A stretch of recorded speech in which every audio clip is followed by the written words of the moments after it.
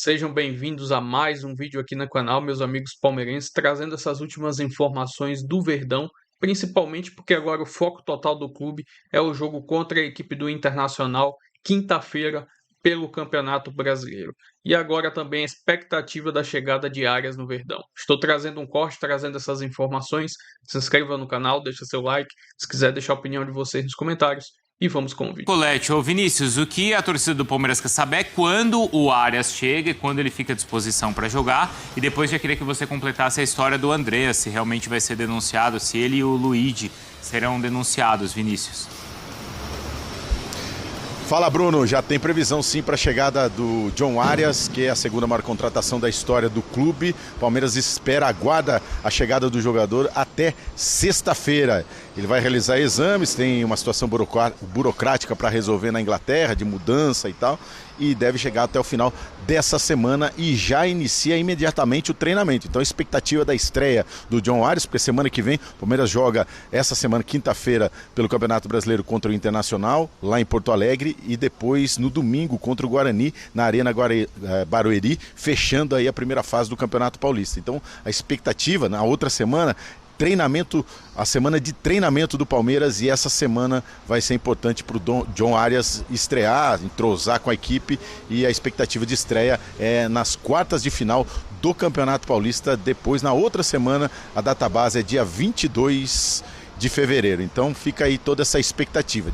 Ao lado, paralelo a essa expectativa, o Palmeiras monitora a situação do Andreas Pereira e também do Luigi, porque os dois devem ser denunciados no Tribunal de Justiça Desportiva de São Paulo por conta do que aconteceu no último clássico. O Andreas Pereira, da cavadinha, no momento do pênalti do Memphis, que gerou toda a polêmica, enquanto os jogadores ali do Corinthians estavam preocupados com o Gustavo Henrique, que estava caído, o Andreas Pereira foi lá e deu aquela cavadinha, e o Memphis escorregou exatamente no local onde ele fez a cavadinha, onde ele estragou o campo ali ao lado da marca do pênalti. E o Luigi, na sequência, na comemoração do gol do Flaco Lopes, ele deu um bico na bola e acabou acertando um torcedor. Então os dois serão denunciados por atitude antidesportiva e podem pegar de 1 a 6 jogos de punição. Se pegar aí 3, 4 jogos, eles ficam fora aí da reta final do Campeonato Paulista. Então muito importante, o Palmeiras vai acompanhar a situação, mas vê essa situação como exagerada, vê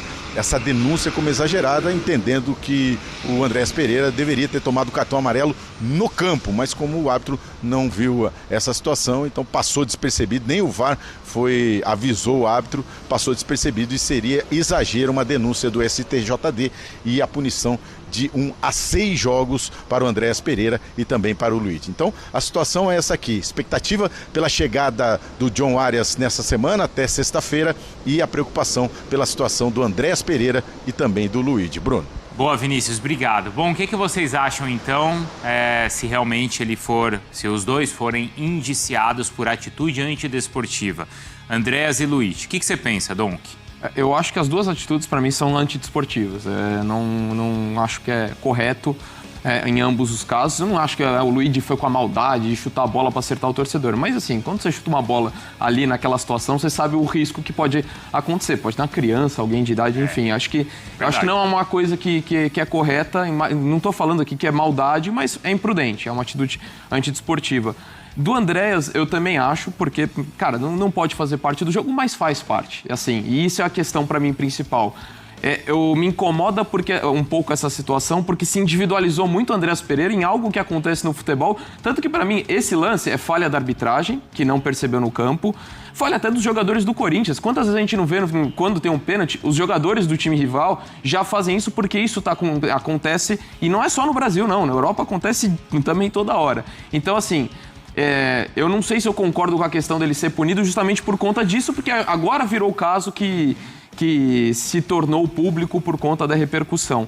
Eu acho que pode ser uma questão para a gente discutir e aplicar isso com mais rigor. Se o Andreas for punido, então que seja todo mundo, para não ficar só um caso de simplesmente porque teve repercussão agora. Não, vai ter que ser, você vai abrir um precedente para que exista esse tipo de punição. Essa é a minha única questão. Eu discordo das duas atitudes, para mim elas são antidesportivas, mas eu não quero ficar individualizando e apontando o dedo para o Andrés como se fosse ele o cara que inventou isso, ele é o responsável, ele é um mau caráter. Não é, porque é algo que se naturalizou no jogo e não deveria ser ao meu modo de pensar. Então, assim, se ele for punido, então que se abra um precedente e seja tratado da mesma forma. Ou seja, Jailson.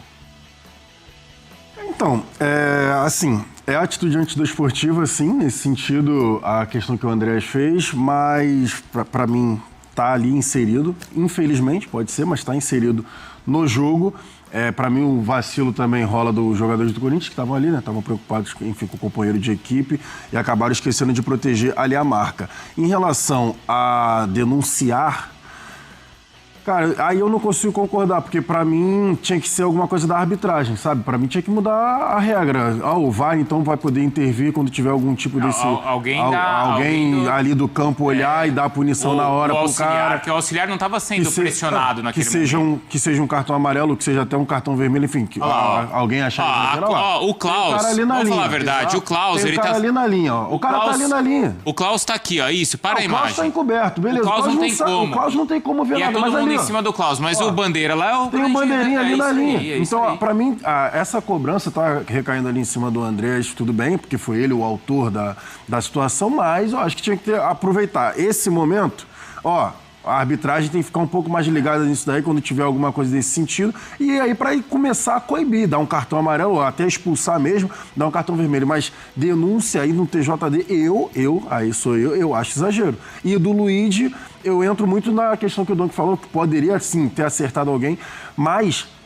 Eu vejo muita questão do clássico, o gol ali no final e tal, o cara vai feliz pra dar um chute no automático às vezes. Não é pensado, do Luigi. Não é, pra mim não é pensado. É exatamente esse o ponto que a gente tá falando. Isso. O do Luigi, pra mim, vai na empolgação dali do gol, num clássico, o maior rival, tu faz o gol e aí não tem torcida do Palmeiras. Então, enfim, ele foi ali extravasar de alguma forma. O do Andrés, não. O do Andrés é pensado. Ele foi lá, pensou em fazer aquilo ali. Vejo... Como atitude antidesportiva? Sim. Claro que é. Claro que não é uma atitude de fair play. Exatamente. Só que essa questão aí do TJD, eu acho exagero. Para mim, a arbitragem tem que pegar esse caso, usar como exemplo, para coibir próximos. Que aí vai acabar também essa situação. Mas eu acho exagero. Só isso. E pra mim essa imagem aqui tá muito clara, porque nos últimos dias a gente ficou muito nessa, né? Ontem, principalmente. Poxa, a atitude antidesportiva do Andrés os jogadores do Corinthians vacilaram, mas não é responsabilidade do jogador isso. Não é que seja mas sabendo que acontece, ele tá ligado. Já é automático. Tanto que ontem a gente mostrou aqui os pênaltis no mundo inteiro e já é automático o jogador ir lá e ficar assim, ó. Já é automático. Isso faz 50 anos que é assim. Até assim, é questão de gramado sintético que você não consegue destruir. Quando dá pênalti, o cara já fica assim. Já fica lá. Agora, o Klaus está sendo bombardeado aí por todo mundo. Agora, quem não está fazendo nada é o auxiliar. O auxiliar lá, na moral mesmo. A responsabilidade aí nesse caso é dele. O Klaus ali ele não tem que fazer. O Klaus não tem que fazer. Ele tá conversando, tá o Gustavo Henrique sendo atendido, uma confusão, tá os caras lá, os jogadores do Corinthians reclamando do pênalti, os caras do Palmeiras meio que tentando defender ali a marcação do pênalti. Ninguém tá vendo. Quem tinha que estar vendo é o cara. Quem tinha que estar vendo é o auxiliar, olha lá ele, ó. Ele tá ali, na linha. E outras, enfim... Claro, assim, você tem o quarto árbitro, você tem outros. Como é questão de pênalti, talvez até a questão de tecnologia. Se não tem o VAR, então vai lá, olha. Aqui, o quarto árbitro, a gente não tem a imagem, mas o quarto árbitro devia estar rolando a confusão no banco. Com certeza. Agora, o auxiliar ali não está fazendo nada. Exato. É diferente. E assim, só o lance também do Andrés, também o que me incomoda, que a gente fala muito do escorregão para induzir o erro. Mas você também está colocando um colega de profissão em risco, né? Porque ali numa situação de escorregão, você pode ter algum... Tudo bem, não é o mais provável que aconteça. Mas poderia acontecer. Mas também acontece. Então, assim, é uma atitude para mim muito... Exato. Os dois... Eu acho que é uma... Poderia, mas aí para mim já entra no outro sentido. Em relação ao jogo, tá? Então, assim, em relação ao jogo. O Andrés, com todo o respeito, ele não tava nem aí pro Memphis e pro amigo. Ele queria que alguém que perdesse o pênalti. Mas eu só entendi reforçar o quão criticável é esse comportamento. Entendi. Como é uma atitude antidesportiva. Exato. Não individualizando no Andrés. Muito dinheiro, o mercado ficou mais agressivo quando os brasileiros contratam atletas que estão fora. Olha só, o Lucas Paquetá, que recentemente chegou ao Flamengo, vindo do West Ham, foi comprado por 260 milhões de reais. Do Zenit para o Cruzeiro, Gerson chegou pela bagatela de 168,8 milhões. O Vitor Roque, que pertencia ao Barcelona, veio ao Palmeiras por 162,6 milhões. Aí o John Arias, um pouquinho menos do que o valor do Vitor Roque, vindo da Inglaterra, do Wolverhampton, e chegando ao Verdão por 154,6 milhões. E aí o Samuel Lino chegando ao Flamengo por 151,2 milhões. A importância do Dracena dessa chegada do Arias, que o Abel Ferreira disse... Ótimo contratação feita pela presidente. Colocou tudo no nome da presidenta, né? Mas assim, Renata, claro, depois da empolgação de ter vencido um clássico com o Corinthians, você né, fala do reforço como o Arias, eu acho que isso é um reforço. E a questão é, o Palmeiras contrata um jogador como esse não pensando em venda, em revenda, e sim na questão técnica. Então o Arias vai te dar uma questão técnica dentro do campo, que é um cara que é decisivo, é um cara que vai ajudar muito o meio de campo ali e vai chegar muito bem aí ao ataque. Então acredito eu que essa contratação do Arias foi uma contratação muito boa e eu espero que não pare por aí. Né? Não só o Nino aí, um zagueiro, mas eu acho que tem que contratar um lateral direito também, porque o Palmeiras precisa. Se você pega ali, ó, você poderia somar aquilo ali, daria para pagar a dívida do Corinthians. E daria pra você pagar o Oscar lá. E o Rogério Ceni que vocês não pagaram. Se juntasse mas vendo ali as contratações, né, duas ali do Palmeiras e duas do Flamengo. Então, para você ver como os times estão se organizando, o time que tem realmente responsabilidade financeira, como consegue contratar dessa forma. Sim, os valores são astronômicos. Isso há poucos anos era inimaginável para a realidade do Brasil. E a gente vê aqui os números altíssimos e jogadores muito talentosos, jogadores que realmente valem. O John Arias, a torcida do Fluminense está magoada, está chateada, porque ele prometeu que se voltasse ao Brasil seria apenas para o Flu, mas é uma proposta tentadora, um valor altíssimo. Mas não foi culpa dele, né? Não, e ele conhece o futebol brasileiro, sabe que vem por uma equipe que hoje vai disputar praticamente todos os títulos. Ronaldão, aqui, olha só, agora é o seguinte, olha... Contratações mais caras de um jogador estrangeiro no Brasil. Atletas de outros países que atuavam aqui no nosso país. Essa do John Arias não é a número 1. A do Carlitos Teves, lá em outros tempos, né, Ronaldão? Do Boca e do Corinthians, 137 milhões. O Thiago Almada, que eu adoro o futebol do Almada, acho assim, que era uma das pretensões, inclusive, do Palmeiras. E eu até falei, se a Leila contratar ou o Almada, ou o Arias, ou o Nino, é fenômeno. E é fenômeno mesmo, não é? Depois o Arrascaeta, aquela transação do Cruzeiro para o Flamengo. E aí o Alcaraz, que ficou muito pouco tempo, né? Veio do Southampton, chegou no Flamengo por 117,2 milhões. Então, é aquela história, né, gente? A importância do que está acontecendo com o Arias, atleta contratado, anunciado pelo Palmeiras, que vai chegar para jogar. Não tem adaptação, né, Cicinho? Não tem que, vou conhecer o Brasil. Pelo contrário, já sabe como funciona as competições do nosso país, na América do Sul. Vai chegar, na minha opinião, para ser titular no Palmeiras. E, além de tudo, chega com o peso da responsabilidade, né? De estar sendo essa grande contratação do Palmeiras, a torcida cobrando, né? O treinador também pedindo. E o Arias dispensa comentário. Ele saiu do Brasil, quando ele foi vendido, ele era o melhor jogador no futebol brasileiro, né? Atuando naquele campeonato mundial com o Fluminense. Ele fez a diferença, ganhou até jogo, chamando a responsabilidade praticamente sozinho, enquanto os outros companheiros estavam abaixo, assim, do rendimento. Então, assim, é um cara que dispensa comentário. Eu falei no início, se vem o Arias e se vem o Nino, entrega o troféu. Até agora já pode entregar a medalha. O troféu... Eu tô preocupado. Difícil, né? Pode entregar de O Cicinho falando isso aí. Esse cara, ele já demonstrou, ele fez a diferença no Fluminense em formação. Imagine o Palmeiras, que já é um time formado com um conceito de jogo. O Fluminense viveu, estava conturbado, digamos assim, Palmeiras foi se encontrando. Cicinho. Hã? Palmeiras só chutão. Você dá um chutão pra um cara por isso desse que trouxe aí, um Arias para colocar a bola no chão. E analisando esses números assim, Renata, a gente vê o Carlitos Teves foi acho que 2005, 2004, por aí. Tirando isso aí, depois de 2020... Foi 2005 que nós derrubamos eles. Olha para você ver como que passou muito tempo os clubes contratarem...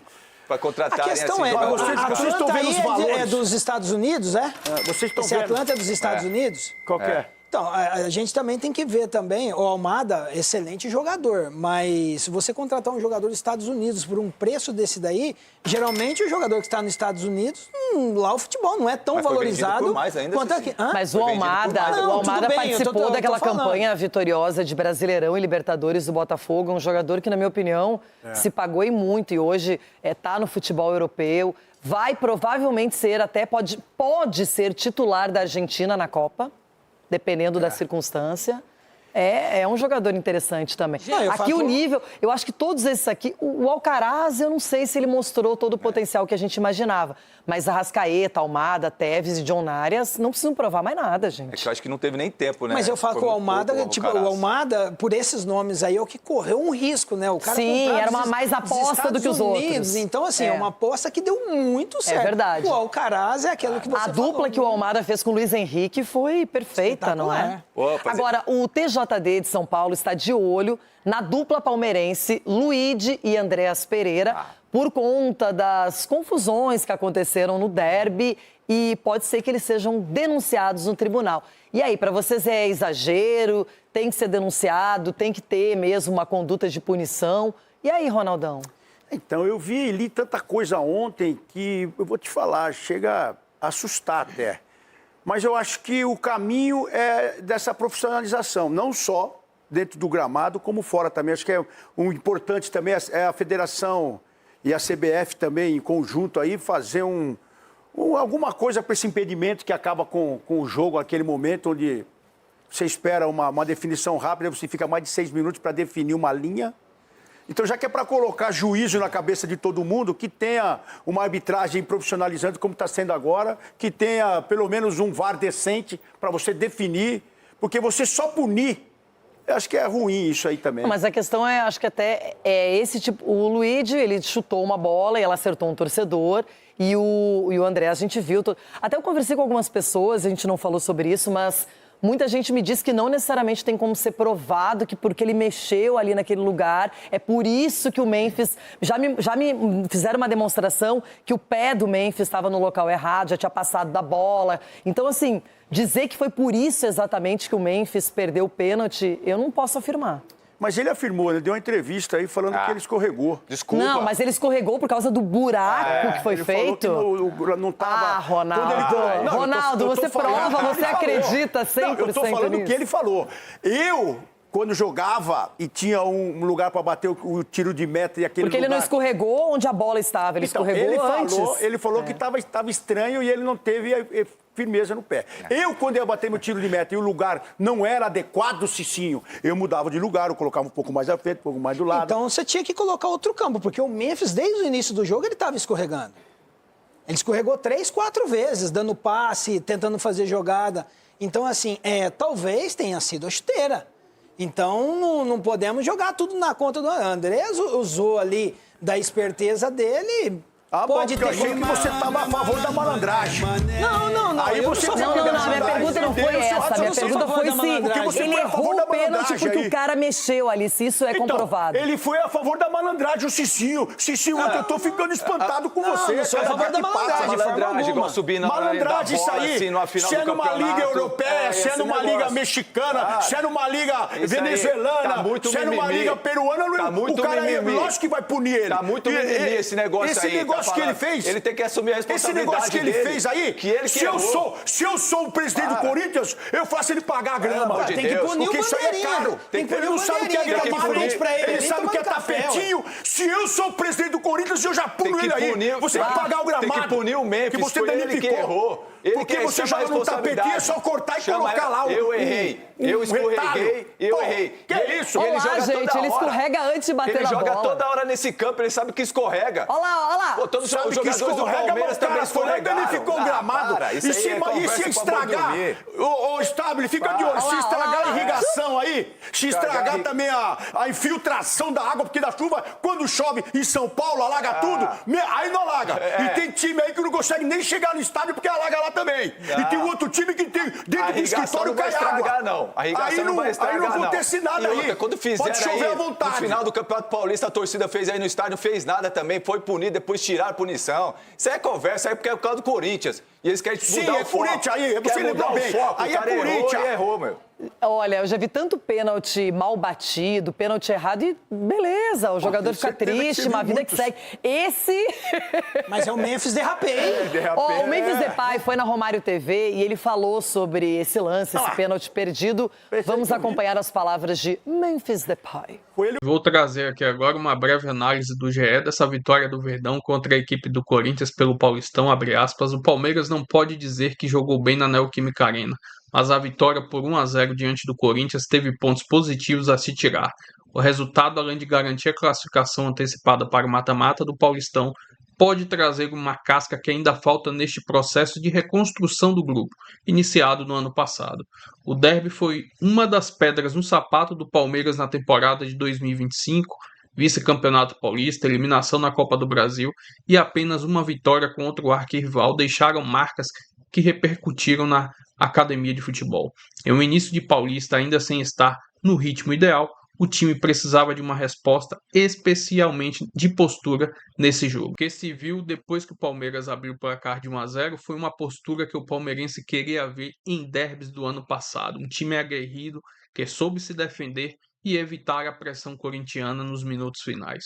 Com 42% de posse de bola e 10 finalizações contra 13 do Corinthians, o Palmeiras ainda tem muito a evoluir na temporada de 2026. Mas começar o ano com 3 vitórias nos 3 clássicos dá mais calma para que se ajustem os problemas e mais confiança de que o time pode voltar a ser aquele que cresce em grandes jogos como foi na temporada de 2023. Vitória importante do Verdão e clássico se ganha. Se inscreva no canal, deixe seu like, se quiser deixar a opinião de vocês aí nos comentários e até o próximo vídeo. Avante palestra!